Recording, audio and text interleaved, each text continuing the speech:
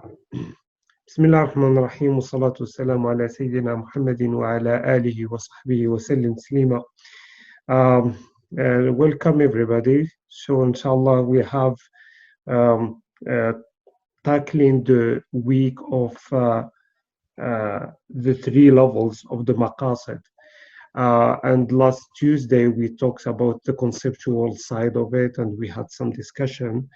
Today we will be talking about the case study of the week, which is individualism and collectivism, using the pandemic as a transformative force to move forward as a global community. And it will be, inshallah, kind of handled by our brother, Dr. Noordin. The case as is related to the Maqasid from different kind of facade. One of the dimension here is the individual versus the collective. And the same thing, we are talking about the transformative, which could be touching the human life as material versus the spiritual and other factors. So Dr. Noordin, inshallah, go ahead and thank you so much for your initiative here and effort. Thanks. Excellent. Well, thank you very much, Mohammed from Toronto. Assalamu alaikum, everybody, and Ramadan Mubarak. We ask Allah subhanahu wa ta'ala to accept these days and that we were fortunate to experience the Laylatul Qadr. I welcome the new guest that joined us for the first time. I wanted to put our new guest just quickly in the picture to understand what is this topic of today, how it fits in our current 12 weeks series. This is an adult leadership development course, and as part of leadership training, we've tackled the pandemic crisis using a framework of the objective of Islamic jurisprudence. And we said that Islamic jurisprudence came to attract the benefit of the people or masalih and to refute the mafasid or harms. And we looked at this in previous sessions, this diagram here that show us the different dimensions of benefit or masalih. And the masalih are classified according to their validity, their components, their scope, but also they're classified according to their levels. And so we have the certain benefits that are necessities or daruriyat, others that are hajiyat or needs, and others that are tahsiniyat or luxuries. And so this week, on Tuesday, we've covered the topic of the three levels, these three levels here, daruriyat, wal-hajiyat, wal-tahsiniyat, necessities, needs, and luxury. And I just selected this one slide from the Tuesday session to remind all of us that each of these three levels, necessities, needs, luxuries, could be looked at in different areas, areas of faith, of life, of intellect, of progeny, and of wealth. And this is not unique for necessities. And we also say that in the intersection of each of these, the three levels and the different areas, in each of those, we need to consider the different dimensions, these four dimensions, that when we mind things of this life, we also have to mind the things of hereafter, or vice versa. When we mind material issues, we have to also mind spirituality, spiritual issues, non-material. And when we interact with the text of Quran and of Hadith and Sunnah, we also have to, that is the divine, we also have to mind the human experience in interacting with the universe and with the text to come to apply the ruling. And finally, and that's actually leads us to today's presentation, is the dimension of individual versus group. So anytime we look at the benefit of people from at the level of necessity, needs, or luxury, we have to be mindful of the role of the individual versus the group. Hence, today's topic which going to be discussing this dimension on two facets. So today's discussion is about COVID-19 between individualism and collectivism. This question prompts us to ask, what is the definition of individualism and collectivism? For that, I wanted to share with you the definition put forward by a famous Dutch social psychologist by the name of Geert Hofstede, who passed away I was looking to see what his perspective on COVID-19, and I found out that he passed away just this February 2020. So he did not get to experience the whole pandemic hype that is taking over the whole world. Hofstede's work includes his so-called the Hofstede cultural dimensions theory, which I'm showing you here on the screen, which is a framework for cross-cultural communication. It describes the effect of a society's culture on the values of its members and how these values relate to behavior using a structure derived from factor analysis. And the theory has been widely used in several fields as a paradigm for research, particularly in cross-cultural psychology, international management, and cross-cultural communication. And there are 6 dimensions. And just like we saw in Maqasid, how the 5 necessities developed over and matures over the years, the work of this scholar here have evolved. And so the 6 dimensions that you see on the screen were not 6. He started them by 4 and then added 5. And in 2010, he added the 6th one. And today we are going to be focusing on the blue one that I'm highlighting here, individualism versus collectivism. And what Hofstede does, he comes up with indices, or plural of index, to measure each of these dimensions and do studies and surveys and see that, how they are manifested in different population and groups. So with that, I'm going to let you listen to a brief video by the author, explaining and defining what is individualism and what is collectivism.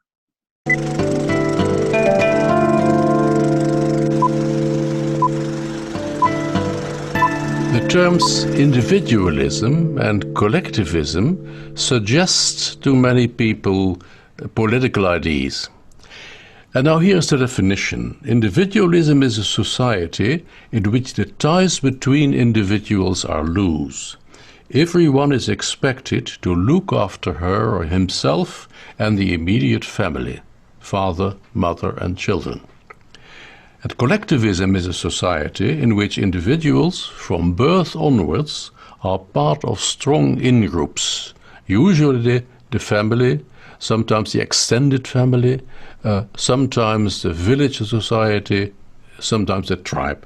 If I oppose the individualists and the collectivist society, and I find that in collectivist societies, people identify with we, they have a we identity.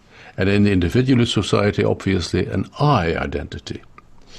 In the collectivist society, they are, with a difficult word, exclusionist.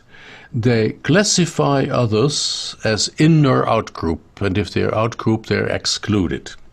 And in the individualist society, there is universalism. Other people are classified as individuals by their own particular characteristics.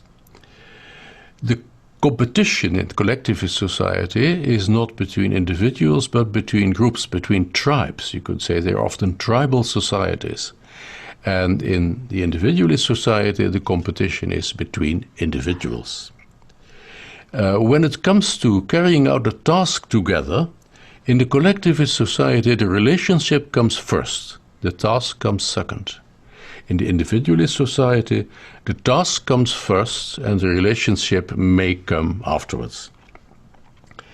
Then there is a distinction which comes actually from the literature between high context communication and low context communication. And in high context communication, it means that that is for the collectivist society, and that many things are obvious. So actually the communication can be short. Individualist societies, everything must be specified, and therefore the communications take more words, they are more extensive. And the last thing that I want to bring up is that a key word in collectivist society is harmony. There should be harmony inside the in-group. Even if people disagree, they should maintain the superficial harmony, because otherwise the in-group will be weakened, it will fall apart. In the individualist society, the idea is that confrontations can do no harm, they can sometimes be healthy. Now, how do we measure the position of a country on the individualism, collectivism dimension? It can only be measured relative to other societies. There is no absolute yardstick for it. And it is expressed in individualism scores, IDV. IDV values can be plotted on a scale from 0 to 100. And scores close to 0 stand for the most collectivist society, and scores close to 100 for the most individualist society. And here is a selection of 14 countries out of the 76 for which we have scores. The highest score for individualism we find in the United States of America. On the high side we found Australia, Britain, also the Netherlands, also Denmark, France, Germany. In general, we find European countries on the high individualism side. We find collectivist societies, low IDV scores in places like India, Japan, also in Russia, by the way, and the Arab countries, Mexico, and the lowest in China. What can we do with these scores? Well, we can correlate them with hard data. And I have a selection here of things that correlate significantly with the IDV scores. And first of all, wealth or poverty of a country. Wealthier countries tend to be more individualist, poorer countries to be more collectivist.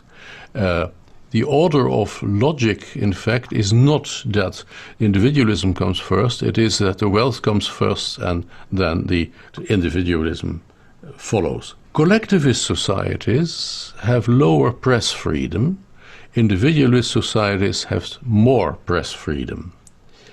Then there are human rights. They were established by the Universal Declaration of Human Rights, and they have been measured by a Human Rights Index, and the index is clearly lower for collectivist societies than for individualist societies. It must be said that the Universal Declaration of Human Rights was created by people from individualist societies. In the family, in the individualist societies, you have higher divorce rates. In the collectivist societies, lower divorce rates. Often the marriages have been concluded also by the families. And the ideal age for marrying is also different. That's an interesting piece of research. In the collectivist society, the model relationship is of a somewhat older husband and younger wife. In the individualist society, it's smaller age differences between the spouses. Then in language, linguists have looked at it, and not surprisingly, the languages of individualist societies use more the word I. Actually, the most individualist language is English, and it is the only language I know that writes I with a capital letter. There are other languages that write you with a capital letter. in the collectivist societies, sometimes there are languages where the word I is more or less taboo, and where you are not supposed to use it.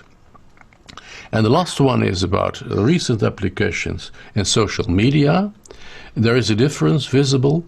Individualist societies use social media for an active search, and collectivist societies use it maybe for search by on indication of the in-group or from communicating with the in-group.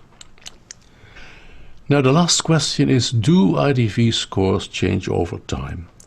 Individualism versus collectivism are transferred from generation to generation. You get them in the family. And there's research by Professor Beugelsdijk from Groningen who collects answers of 2 generations, 30 years apart, on questions related to individualism and collectivism. And what it shows is that over the 30 years that individualism has been on the increase. But this has not changed the order of the countries. So the countries have moved along together. And because the scores I use are based on the relative position of the countries, the scores did not change. So these scores can be assumed to be stable over time.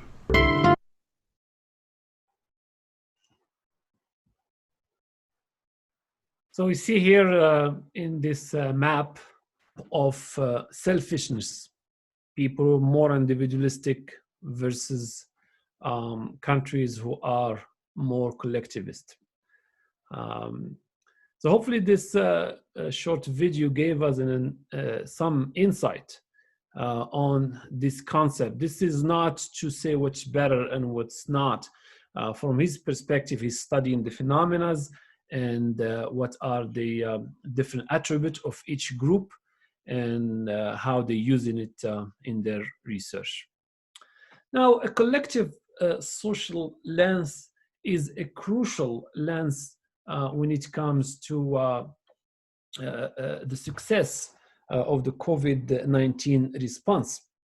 I was saying that a collective social lens is a crucial to the success of COVID-19 as a response, and it is a critical premise for the kinds of interventions societies are considering, and we continue to deal with global issues like access to healthcare, like gender equality, like violence against women, like inequalities because of rationalization when we have scarce availability of medical supply or anything else, then we see inequalities continue. Economic circumstances, indigeneity, migrant and refugee movement, and the disproportionate burden of environmental harm and climate change on vulnerable population across the globe. Just before the pandemic, certain movements have taken a big momentum. Just like we've seen the success of the climate youth movement, voices such as Greta Thunberg, and notably also in Canada, the protest by Wet'suwet'en people has been attributed to the clarity and the consistency of the messaging. So we need this strategy for COVID-19, combating COVID-19. And there is a need to address also ongoing challenges that I've just mentioned and listed the key of them, using a transformative force to move forward as a global community. The need for collaborative values that place people, their needs and their health over the economy as disconnected from those human needs. So the messaging and actions need to be consistent and clear as to the short, medium, and long-term goals of protecting the public. we have a right as individuals, and we also have collective responsibility as human being to do our best through collective actions and advocacy. At the root of this premise is that we need to foreground a social lens, one of collectivity. So we have to bring a new paradigm in looking at our problems and shift it a little bit from individualism to collectivism. Human beings live in a nested set of relationships, and using a social lens help to identify the many consequences of the COVID-19 pandemic. Epidemiologists have circulated during the last couple of months graphs that track the, this is probabilistic graph that take in consideration different premises and trying to predict if the curve is going to be, what shape the curve is going to be, and can we flatten the curve. Now, while the scenarios differ depending on the amount of physical distancing that population adopt, what is made clear is the extent to which human beings live in interconnected webs. We are all connected. One of the challenges we have faced in dealing with the global spread of COVID-19 is the failure for each one of us to respond to the messages of physical distancing. So our public health and our political authorities have suggested and recommended, this is in the context of democratic societies, they recommended social distancing. The message of adopting individual behavior to combat the rapid spread of COVID-19 has come in the form of recommendations from government, from public health officials and politicians. And while there has been some adoption of recommendation practices, there are many individuals who ignore the recommendations. And we've seen in Florida, in the spring break, students going into beaches in masses. And this was very alarming to see during the pandemic, as you see here in the picture, people in very close proximity. So in one hand, we have a part of the population who are doing their part, following the instruction. And then on the other hand, we have people who think this is a hoax and think that this is just a conspiracy to deprive them from the fun of being young people. And they think that we're not vulnerable to be affected by the virus. And so we have both of these, right? So not everyone adopts collective mindset. Some people do not make the connection between their actions and the conditions that comprise the nested set of relationship we all live in. And so they think, you know, it's just my freedom and I do whatever I want. And they don't understand that this is actually affects all of us. So this is a consequence of the lack of collective social vision. You know, people are too entrenched in their individualism, especially in Western societies. Now, in non-democratic countries, the government dictates certain extreme lockdowns and they enforce them. We've seen that in China, we've seen that in certain Arab and African countries, very strict measures, and anybody that defies that will receive the consequences of doing so.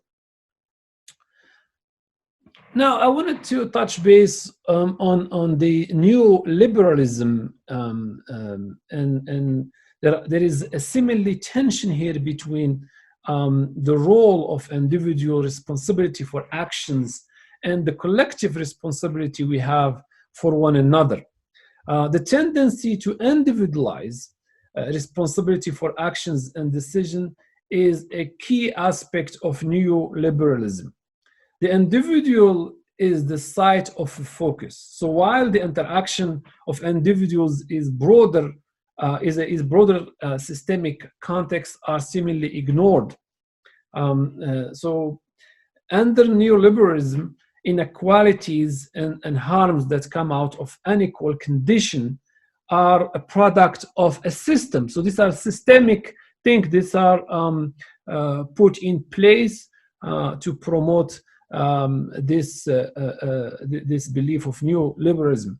So neoliberal capitalism systematically eroded the regulation policies and systems of support for the majority, while construction policy that reinforced capital gain for the elites and was done at the expense of the many.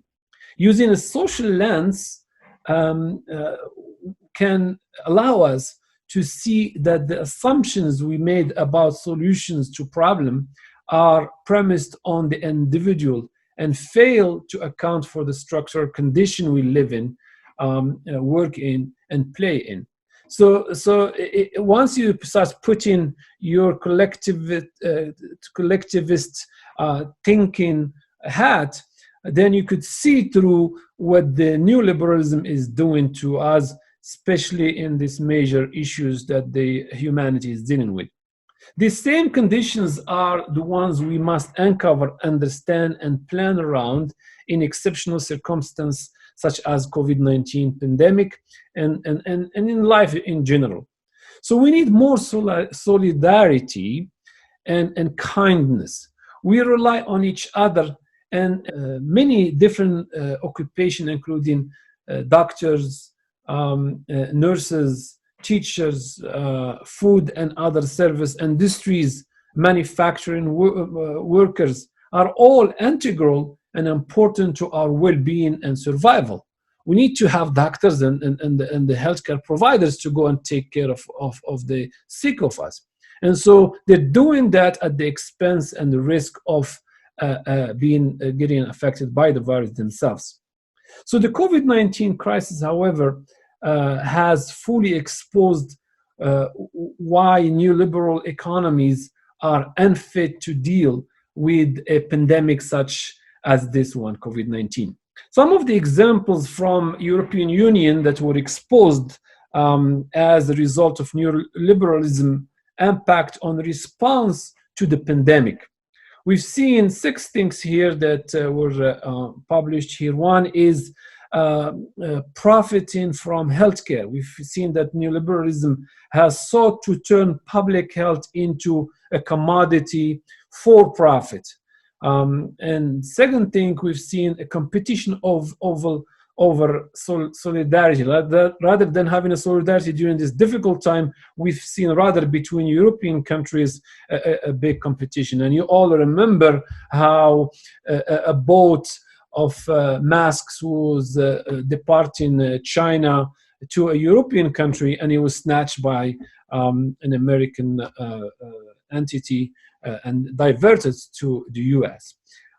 So the shortage of medical equipment and lack of help, even within the Europe, we've seen the plot of Italy and after that of Spain, who were in dire condition, and their European brethren did not come to their help, despite the fact that both countries are part of the European Union.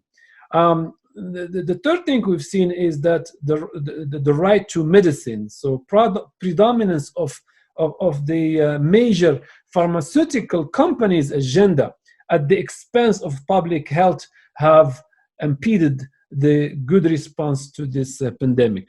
Number 4, neglecting the elderly and the most vulnerable.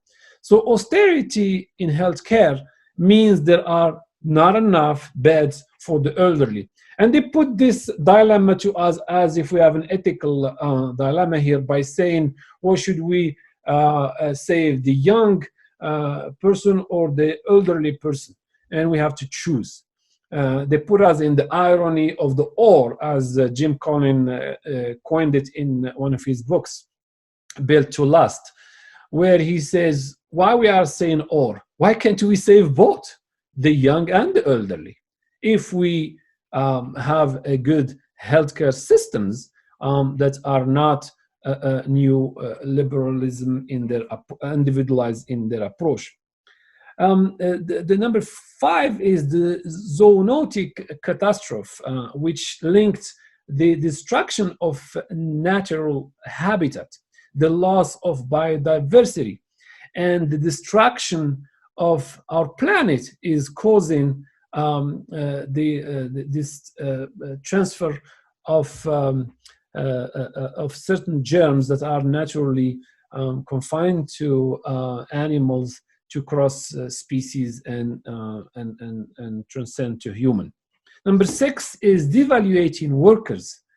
Labor rights massively eroded, we see these days, and many workers, overwhelmingly females, put their lives and risk on a daily basis.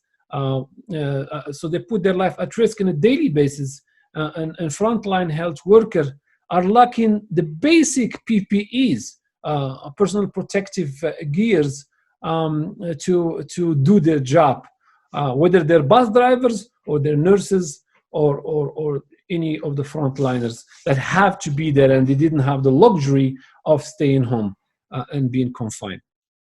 To talk a little bit about the collective values,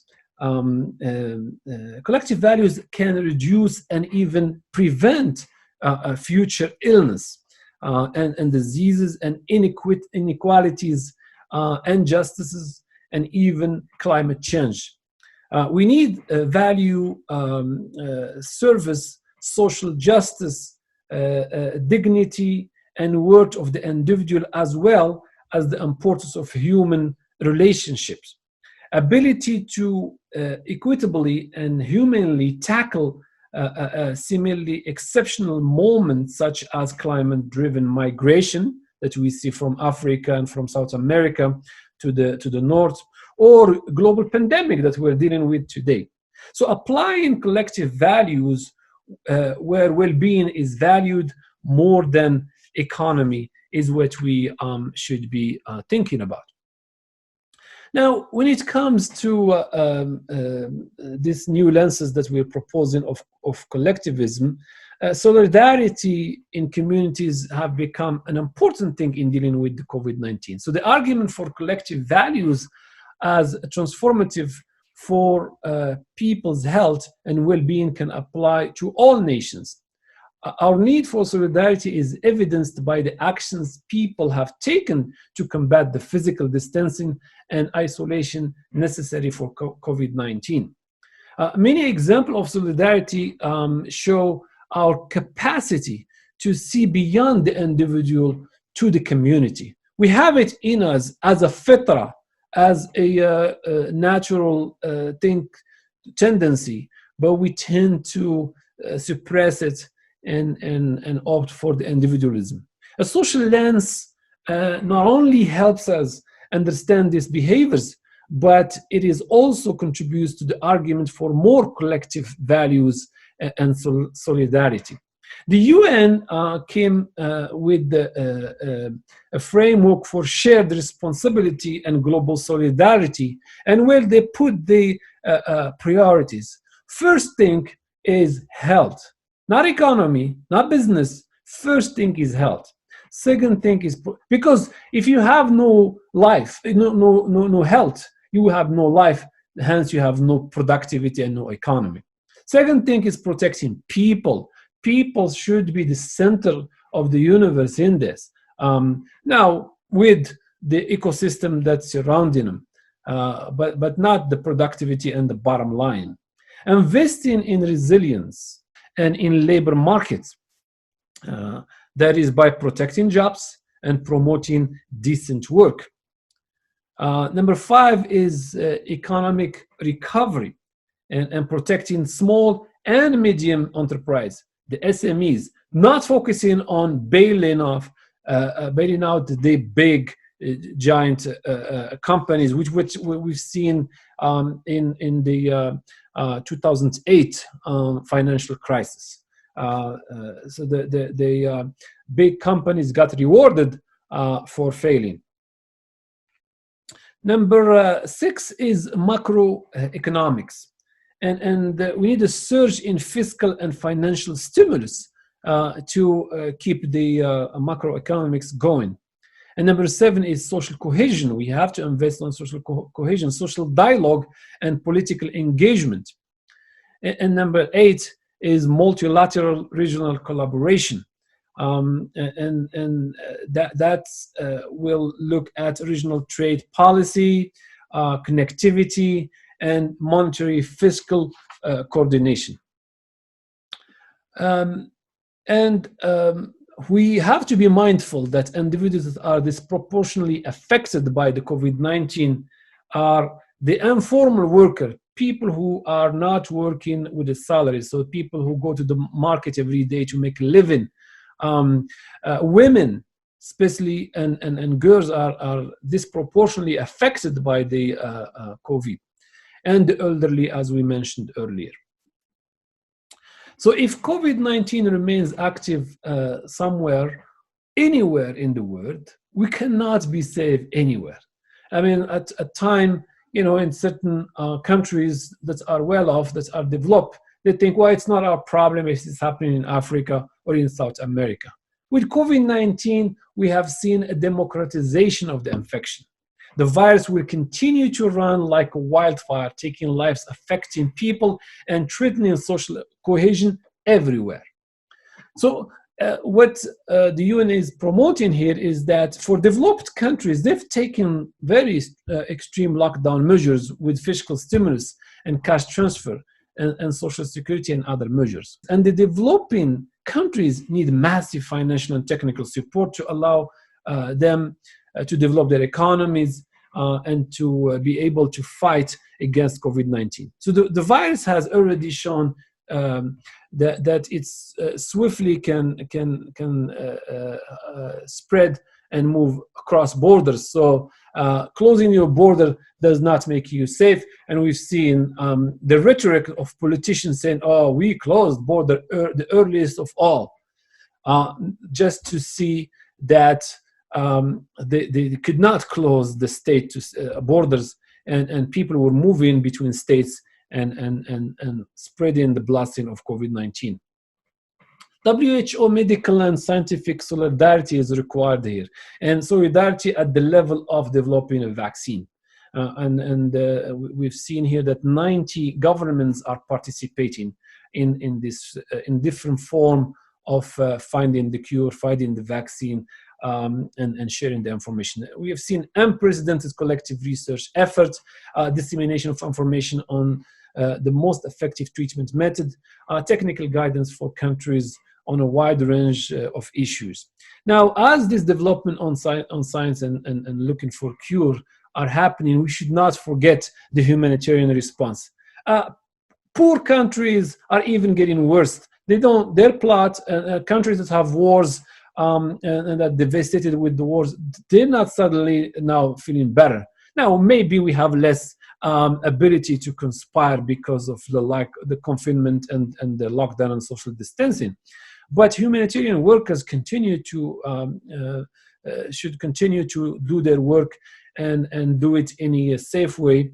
And there is a call by UN Secretary General for a global ceasefire and for waiving of any unilateral sanctions to enable the COVID-19 response in humanitarian setting. I mean, we cannot afford now, even in the Middle East, to see that certain countries are doing embargo on other countries, among Islamic countries, among Arab countries, and the like. So we need to deploy an ambitious response package for countries to be able to cope and recover better as they deal with the emergency socioeconomical impact of COVID-19 and the lockdown measure required. And this is the work that the UN and the WHO are working with their people locally in each nation to orchestrate this solidarity effect.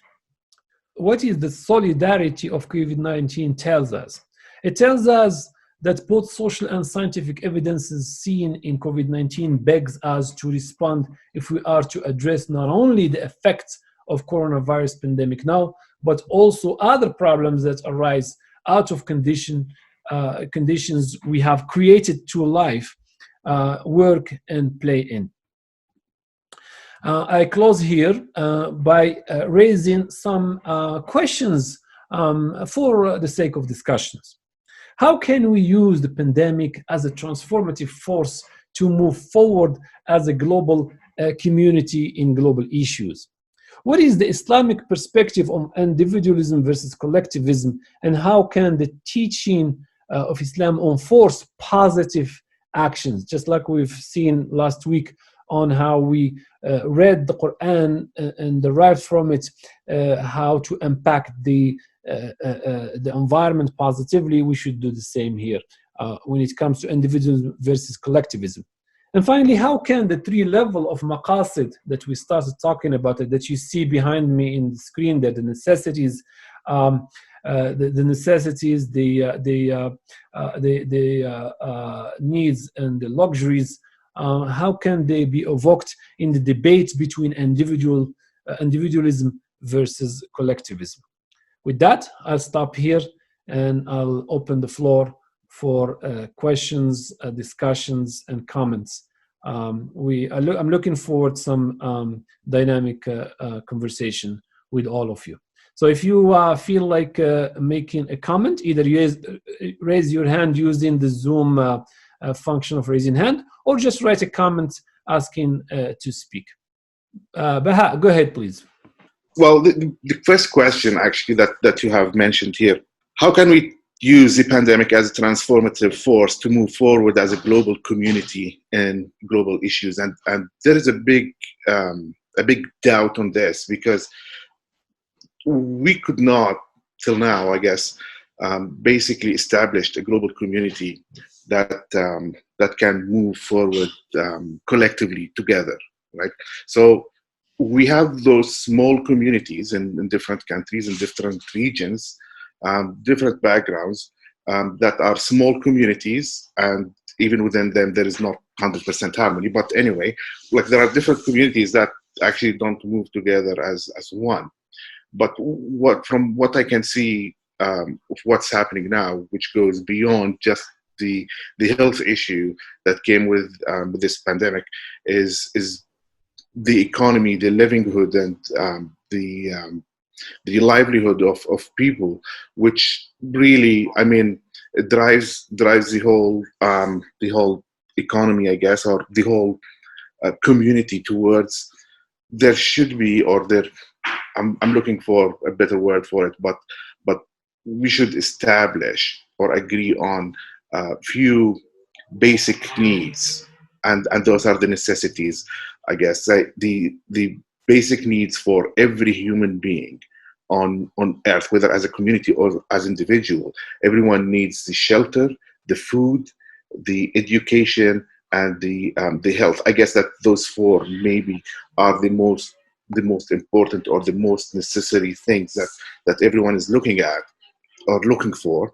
And so if we can establish a secure necessities, these four necessities, then humanity can really go on a further or a more progressive on the other things. So if I don't have to worry about my food or my shelter or my education or my kids' education and livelihood, then yeah, I really don't have anything to stop me from going further in technology or in finding better ways to deal with new pandemics that would happen now and then. I guess that's my point on this, and in a way, this is really tied or related to the Islamic perspective on this, because, and again, like, I have not seen really, there was not a clear political system, I guess you can call it, and there was like many systems that were tried and were used, but in all of them, the successful ones, they always had that, Bayt al-Mal, where there is a care from the bigger community to the poor or the individuals who need that care, right? Yeah. So yeah, I just wanted to make this up. That's all. Thank you very much. That's very good point that you just made there. Sharif, go ahead. Assalamu alaikum. For the first point, about the future maybe and the global community, I think that we already started to move towards that global community. Yesterday, I was listening to Sir Ben Robertson. It's a famous one in education and in theory in general, and he started to give his lectures and maybe speech about we need to change the education, learning, and schools in general. We will not go back before the pandemic times. We will not go back with regular school types or regular education types. Everything will change. The focus on, let's say, individual outcomes, and most of the education curriculum like focus in outcomes, but under the outcome, they focus on individuals. I think they move now to the let's say social outcomes or social-based outcomes, because the first point of the pandemic, it's the isolation, and here, depending on the isolation, we have a lot of problems and a lot of people can't fit with it. And from that point, they found, I think they found that the regular education system now, it will not help the global community in general to go forward or to the future. Because of that, I think the movement to the global community and maybe the shared efforts, it started already. It started from the point of the pandemic. Thank you. Thank you. By the way, I put this question here as just to stimulate your thought, but don't limit yourself on these questions. Dr. Ashraf from Jeddah, welcome. Can you hear me? Yes, we can. Thank you, Dr. Nordin, for this excellent and important presentation, which really a series of many presentations. And I think this is an example for us in the community to participate, to share, to be actively in this difficult situation and corona crisis. The corona crisis actually make the difference also between the nations. We have seen different behavior in the countries and nations, how to deal with corona viruses. We have seen in Western and civilized societies recently in behavior, for example, light of panic and horror of the epidemic, or some countries underestimated also the situation and the pandemic. And this presentation and this series of presentation, which you present, Dr. Nuruddin, with others also, show the moral and spiritual side of our religion, Islam, also in the corona crisis, to help, which based in from the beginning not to harm people, not to harm nature, to protect the life of people and the human. So this is, I think, very important thing which explained by you and other scholars. So I would like to thank you for this, and you have all our support. Thank you very much. Well, thank you, Dr. Dadda. I'd like to plug Dr. Dadda here. He's doing a tremendous job. He's a frontline physician testing for COVID-19. Dr. Dadda have initiated with others a therapy where they use convalescent sera to attempt to cure to cure COVID-19, and so he's given us some fantastic review of this. Jazakallah khairan for your work, and Allah make you successful on that. Omar, go ahead. Which Omar is that? Ewan. You know, first of all, assalamu alaikum, jazakallah khair for the insightful presentation. And the part that I still struggle with is, although the pandemic is bringing awareness of the need for the transformation in the global community to think about the people who are less fortunate, Unfortunately, what I'm experiencing and what I'm seeing is the disparity is getting even larger. So even with the concept of having online school to prevent the spread of the virus, what happens to the people who don't have access to the computers and the internet access and the facilities to continue their education? So this is a wonderful opportunity for us to stop as a global community and look at some of the trends and some of the challenges that society is that is coming up in society that maybe we didn't even think about as it relates to technology and the disparities between the various cultures and countries. Yeah, definitely. I mean, I think the whole COVID era education is a subject that requires a separate session, a good 2 hours brainstorming, because we're in the business as a society, Horizon Academy, in education, both of young people and adults. And as we discussed in the conversation we had with Imam Johari and Dr.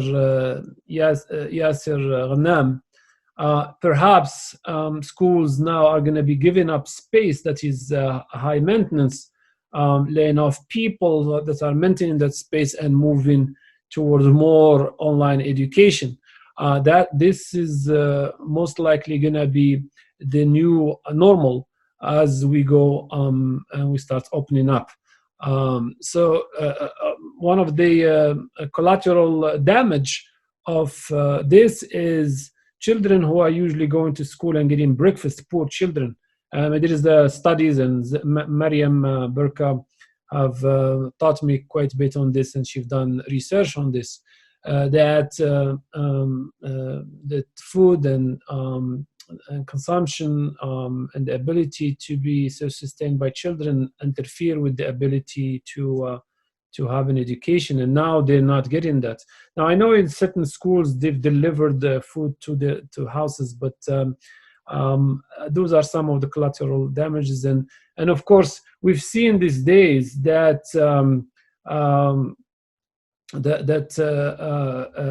minorities are getting the brunt of the COVID-19.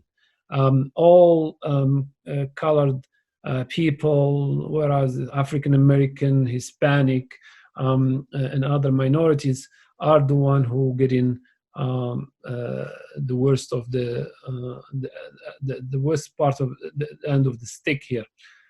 Thank you for that comment, Omar. Sharif, you want to say something? Go ahead. Yes, it's something about the Islamic perspective. I think we can't divide between the individuals in Islam and the collectivism in general, because we have a lot of, let's just say, hadith and ayat from the Quran, and even the Islamic culture in general, to support us to move forward with both of them. Let's say the Yadullahi ma'al Jama'a, or the famous story about some people take a ship and some of them went down to the bottom and they wanted to open it and take water. It's a lot of, let's say, authentic and historical events in Islam in general.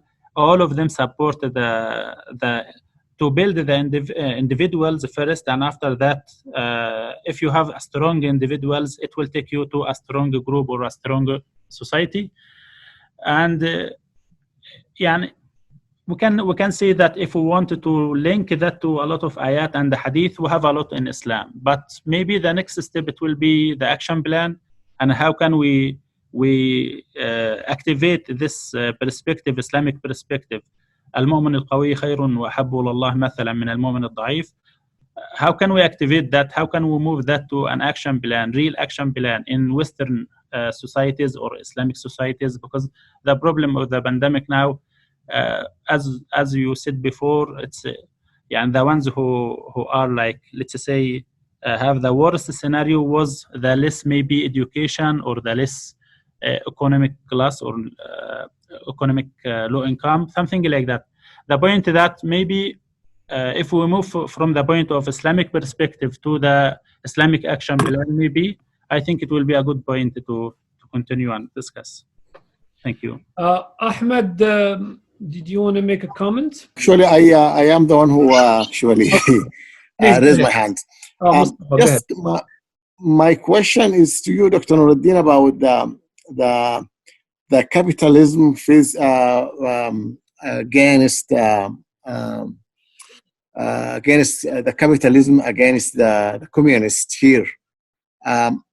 Is there any like I don't know. It's just like the main question here is like which system is cooperate more or more affecting the results of the COVID between the cooperation of the people. Is that we can see it more in the community which is practicing the communist or the capitalism? I think none of them is good. What we need is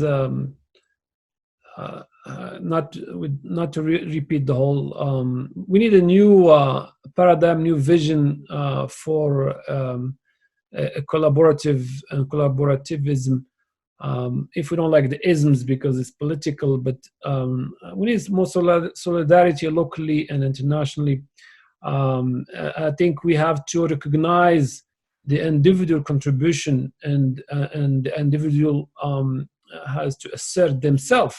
That is the Islamic there's teaching on this unlimited, that we cannot be just giving up our personality to other people to decide for us. We have to assert ourselves, but we have to start raising these big issues of environment, of poverty, of as a nation, as a group of nations around the world, and starting by doing regional pacts and collaborations, because before we could unify the Islamic world, we have to unify the borders between Islamic countries, where every two countries have a conflict. We have to remove ourselves from this, what's happening in the Middle East, where we have coalition attacking one of their brethren countries, or doing an embargo against them. This is not helping nobody. I don't want us to put. I don't want you to put me on the is it this or this is better, because they got their time and opportunity and they both failed historically. So we need new models. Of course, there's always something to learn from each one. It's Mohammed. Oh, go ahead, Mohammed. Mohammed Bourdi, go ahead. Assalamu alaikum. Okay, so basically, I spent like 10 years in France, and when I came to the US, I was a little bit shocked with the culture between two Western society. When you have French, I saw more individualism. When I came to the US, I saw more voluntary work, more philanthropic, a lot of support, a lot of people donate money. So you have two examples, you have two countries, one are Western. Somehow, although there's a lot of individualism in the US, but at the same time, you're at another extreme. You may see, find the US is one of the most country that people donate. When they donate, sometimes billions of dollars, millions of dollars, they give like the Muslims used to do in the past with the awqaf. When they die, they give millions of dollars to universities. They give $1 million to all kind of charities. At the same time, you can see now in the Muslim world, like in the Middle East, you see that they are one of the most people. They waste food. They waste a lot of things. A lot of individualism that came to us like somehow with all this wealth. And you see that people, there's poverty in the Middle East, but at the same time, there's a lot of waste in food. So basically, I see like something is going on, like almost like we are shifting toward like the same like Western society. Although we cannot generalize, even in a Western society, there's a lot of people that are doing a lot of work to make the world better, and they are fighting for it. They're doing all kinds of positive work. So how can we make a logic about all this? From Muslim worlds, many of the countries, the wealthy, staying away from the values. But we Western society, although there's a lot of individualism, there's a lot of people also, they donate in extreme way. So, I mean, the ayah said, إن الإنسان لا يطغى أن رآه استغنى. More he gets wealthier, more he can forget about God, he become more individualist. But at the same time, even sometimes you have people that are very wealthy, but maybe they wait until they die and they donate more, but they don't donate earlier. But anyway, my conclusion is, in the Western society, you can see that there are a lot of differences. For some reason, there are those who developed the support more than others. Maybe because the US is more religious. There's a lot of tradition in the Protestant culture. The people live in Utah, the Mormons, and this had helped upgrading this spiritual or the religious part to the thinking. And maybe now things gets worse with the new generation. I don't know, but we need statistics to compare the yesterday US versus today US. That's my comment. Well, thank you, Dr. Bordi. I mean, this intervention and comment is reminding me of something that my son and my daughters always tell me. One of the things that Yassin says is that billionaires should not exist and could not exist. In a Western society, only in Western society in general, you see billionaires. When you have poverty in those countries, but we still see billionaires.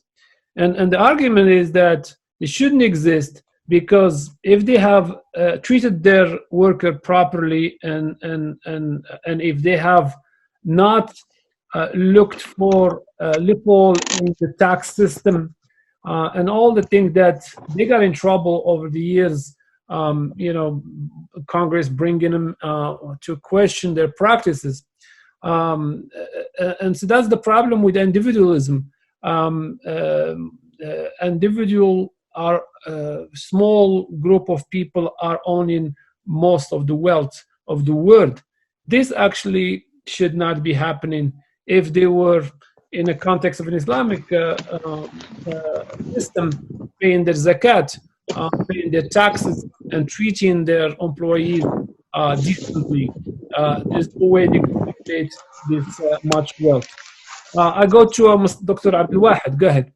Go ahead, Dr. Mustafa. Yeah, you can hear me now? Yes, we can. Okay. First remark about United States. We should not forget that it's not like Canada. Canada is a huge land country, but maybe around 34 million people. Here in America, we have 50 states with almost 50 different countries. And we have two different pole of political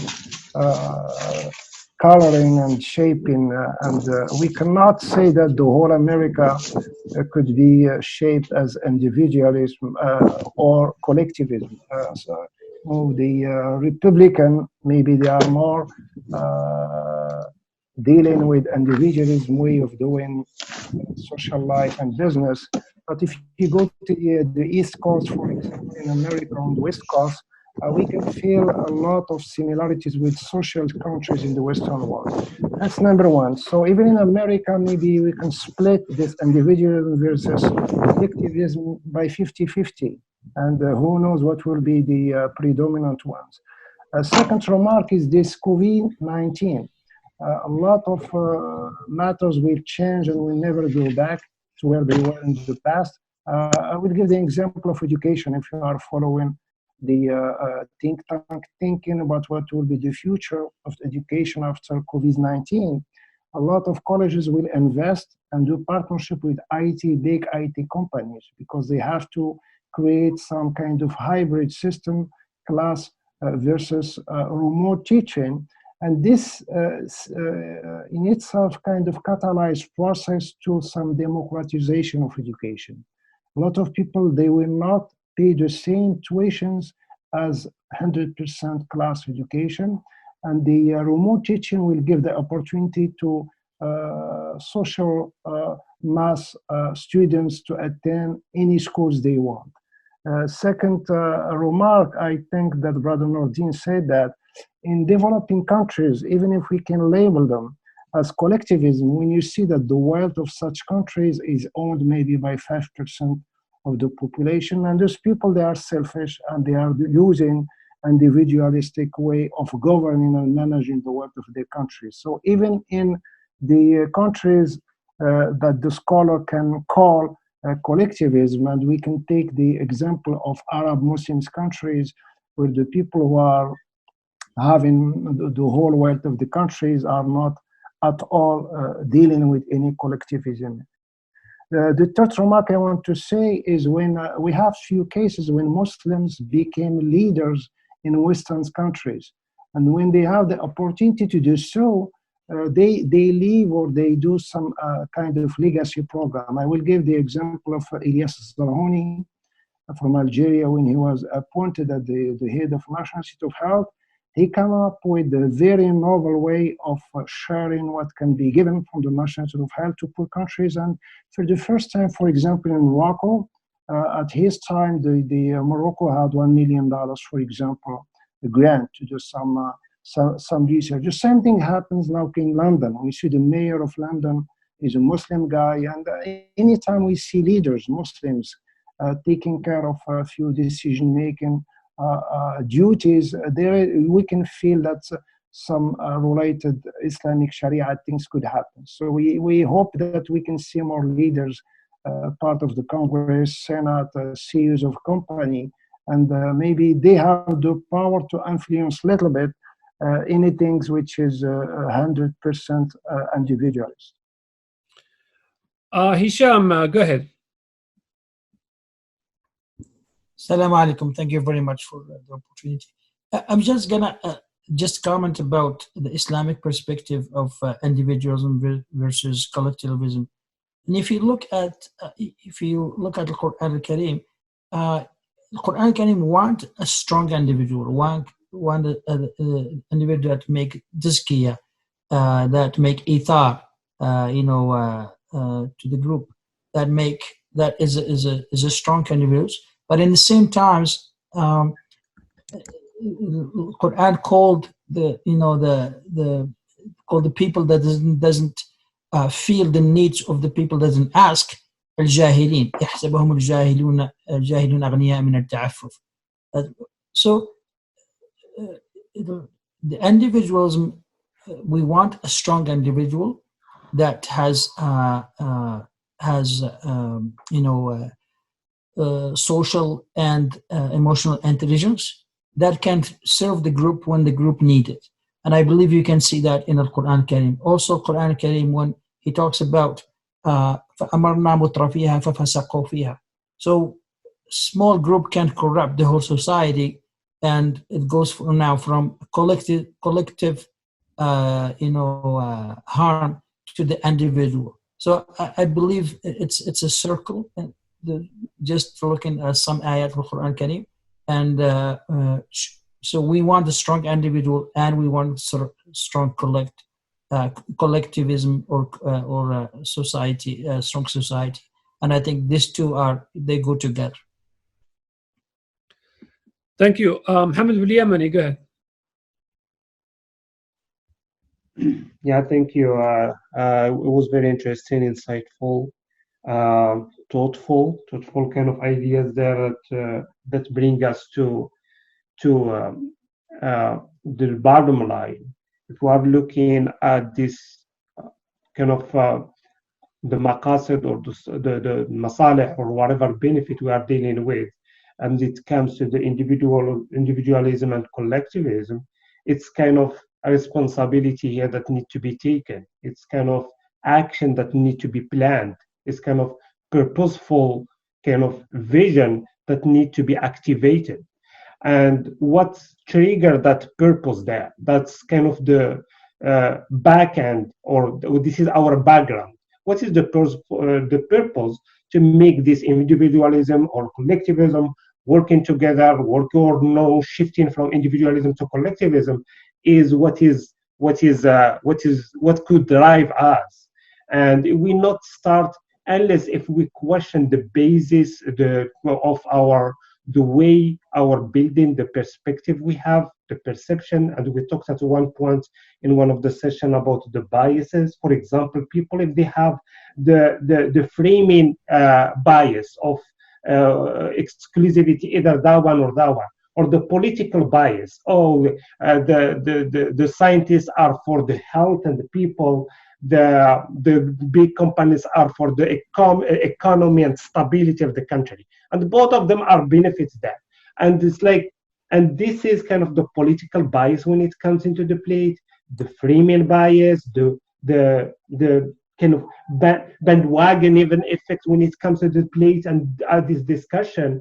Once you are dealing with those level of divergence, you cannot make big progress. So just to come back, so that individualism, collectivism need to be minded based on some level of understanding and some level of being critical. So by being critical and having a purpose, you can now talk about the individualism and collectivism. Beyond that, there is no individualism and collectivism. Everybody is looking at it from its own view, and he's dealing with it. And whatever he's doing, it has a lot of justification, and it has a lot of their proof for him to move the plan, or to move the political agenda, or to move the confirmation bias that he has. And we can find it also from the Islamic perspective. People that they are more for the collectivism, they find a lot of virtues that can help them move in that way. And a lot of people that they are looking at the individual responsibility, so there is no responsibility could be taken over your action and duties. It's like you need to take care of them. So what happened, those people, they will take it a little bit even further to say, oh, this is what you drive us.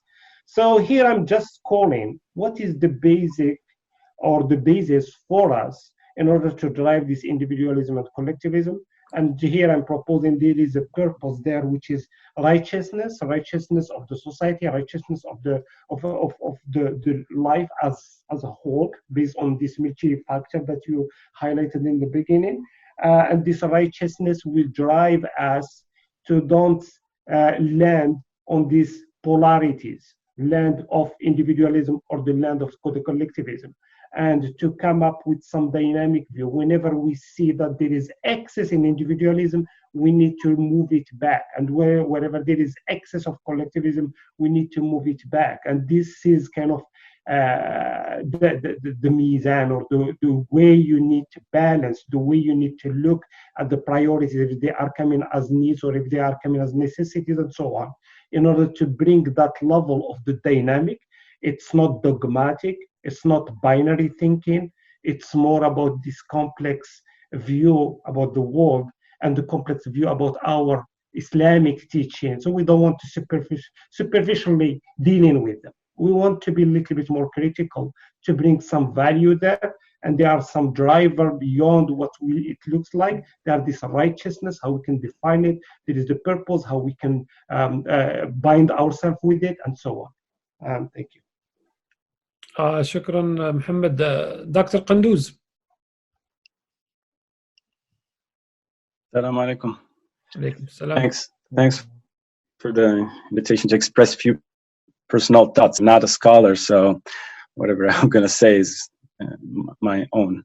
So I was thinking there first that beyond the diversity of, so I was saying that beyond our the diversity that we see among us humans, there is a basic reality that humans are social animals. The second basic reality is that the social unit that is deeply impacted is ultimately the individual. So, because these are fundamental truths of our lives, they will not disappear, and the philosophies and the ideologies built upon these will not disappear either. And regarding this crisis, on one hand, the proponents of individualism will stress the need for self-reliance, individual salvation, physical distancing will become social distancing, at home work, all these will become not only conceivable but even more effective than before. And on the other hand, the proponents of collectivism will talk about social duties towards the most vulnerable, the environment, etc. and we'll say that we are all in this together. So this basic reality of the needs of humans for social life must and also be approached and must be approached in a different way, I think, beyond the dichotomy of collectivism versus individualism, because this is not going to disappear, whether on economical or ideological senses. Otherwise, we'll, whenever this relationship between the individual and the community, it will, and once the crisis will just return to what positions they espouse, the ideological positions, and they will just keep looking for elements in the crisis that support their, as arguments to support their pre-established proclivities or inclinations. So, and we have already seen this, flattening the curve versus herd immunity. All of this becomes not scientific concepts, but political and ideological tools. So, I hope I'm not taking too much time, but the new way we could would not be to favor one over the other, the individual, the collective, but to look at what needs to change within these levels, within the individual and the collective, rather than opposing them. No, I was saying that rather than opposing one to the other, which is not going to be fruitful, we have to focus on how to improve the individual and the collective thinking. It has become common to hear that we are living in an unprecedented crisis, and it is true. For instance, the crisis has frozen our lives, and now we are forced to think about the situation in which this kind of snapshot is taken. So whether you are a single person, a couple, nuclear family, generation, multi-situation, these different situations will arise, and we have to think about it. And there is always two components to this. There's the self and the individual. If you're in a family, you're thinking about the family relationships that have become so pressing and what you're lacking in terms of individual life. If you're a single person, you're thinking about yourself and how you can improve yourself and your resilience and all those factors. Another example is that there is of how we can deal with this is that there is need to recognize new types of individual and collective obligations. I'm giving here an example, and it will be my final. There are two aspects that are most concerned nowadays with the crisis, that are more impacted. There is the meaning and the truth. And I'm going to talk about the truth. There is this is definitely a type of war. And truth-seeking, therefore, should become an individual duty rather than just an elitist or a collective one. In other words, no matter what we hear from the media, etc., it's the individual. Hello? Yeah, we can hear you. It's the individual that ultimately can pay the price of the decisions we make. It's not the collective. The collectivity will pay some price, but it's ultimately the individual. So if you're an individual, you cannot rely on the collectivity to define the truth for you.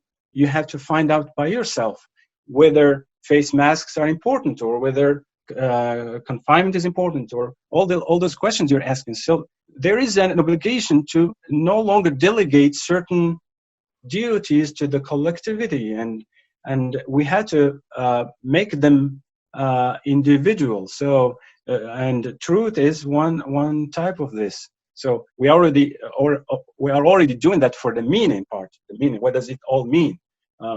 Everybody has their own meaning for this crisis, but the truth is the other aspect that really should be individualized in how we perceive it. I mean, there's more to it, but I'll just stop there. Hopefully my points were... No, Jazakallah khairan, very interesting. This actually reminds me of the whole subject of taqlid, or imitation.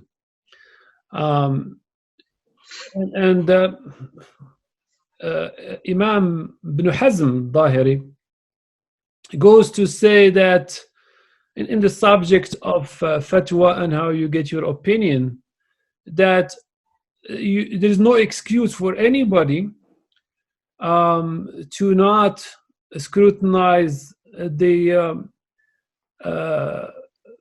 truthfulness of the opinion. And if you ask the scholar an opinion on a matter, you have to demand the evidence. And if the scholar does not give you the evidence, walk away. Don't worry about them. And so this is the nature of intellectual awareness that Islam wants from us. Now, we have to balance this. And I think one of the points you were making earlier is the moderation, right? So it's not this or that. It's not the individualism or the collective. I mean, there's merit for each of these two type of behavior in societies. And the speaker there laid down for us those different pros and cons, and people could actually be changing. I remember when I came to the State 30 years ago, and I was meeting with my mentor for the graduate school, and being newcomer, every time I'm talking about something I've done, I say, we have done something. And she stopped me, she said, who is we? and you know, for us, it's a taboo in our culture to be talking about the I. But in the Western context, that's just normal. Fact of life. You worked hard. You deserve to be recognized. You have to show your qualification and all that. So I guess that balance is required. Mustafa, you were. So I don't know if I can add one comment, Brother Nordin. Yeah, go ahead. Added to what our brother Bourdi said, comparing what we experience in France. Myself, I spent 8 years there, like Dr. Kanduz, and comparing to what we experienced here. And we should be fair to say that some people, being even individualists, are among the people who give money for charities. And the right word we should use here, instead of individual versus collective mindset, and the fact of giving from his wealth to help others, is the morality. I think that some rich people, they can be business people, they can be Republicans, etc. But for some reason, they have high morality, and I meet few of them who established clinics, non-profit clinics in India. And one of them came to Morocco to give from his own pocket $400,000. And the guy is a Republican, and he's from Utah. So I think that we should also try to see the moderation and the between side of everything. Mustafa, is this gonna forgive their sins of how they treated their employees to make that wealth? I mean, there's a lot of talk now, without specifying which company and which rich billionaire, but there's a lot of grievances against these people. So if they throw some money to Africa, or they open an orphanage here and there, that's just part of marketing and of making themselves look nice. We should not give them a free pass because they did some work there. We gotta scrutinize them, because it's just not, as Yassine says, it's not possible to be a billionaire. And it doesn't give you the hard moral ground because you've given some money left and right. Or when you're caught, you pay the taxes. I wanted to give the Dr. Ahmed from Jordan an opportunity also to say something. Go ahead, Dr. Ahmed. Thank you, Dr. Noor. It's my first time in such caliber and talking about the Maqasid Sharia, especially in such COVID-19 situation. It stopped me that when you talk about the I and we, the cultural one, I did my PhD in Germany, and when I was reporting my work and it was using I did, my boss did not have any problem with that. My friend who was doing the same thing in US, when he said we did, the professor tell him, no, you did it. And when I came to the Arabic world, I found when it's good, they love to hear we. When it's bad, they want to see I did that.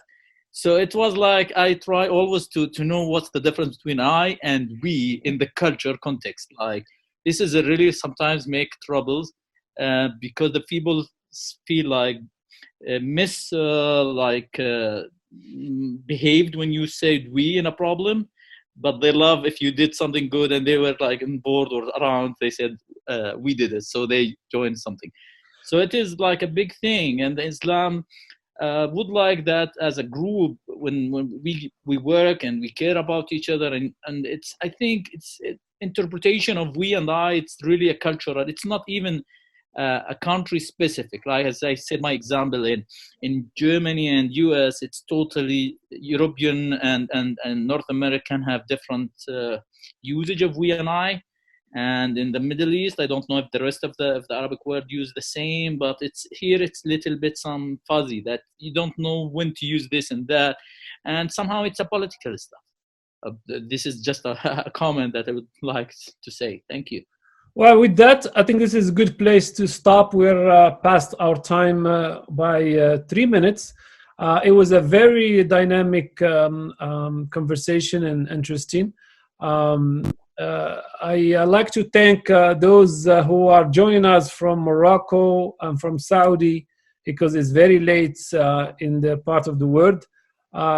Thank you, the twins from Ifran from Al-Akhawain University for joining us for the first time. Hopefully we'll have you here in future sessions.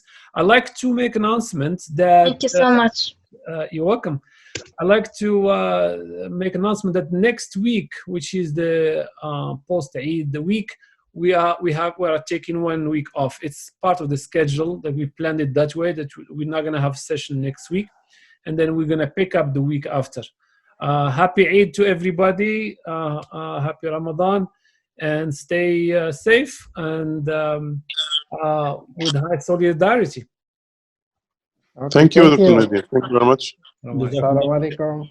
Assalamu alaikum.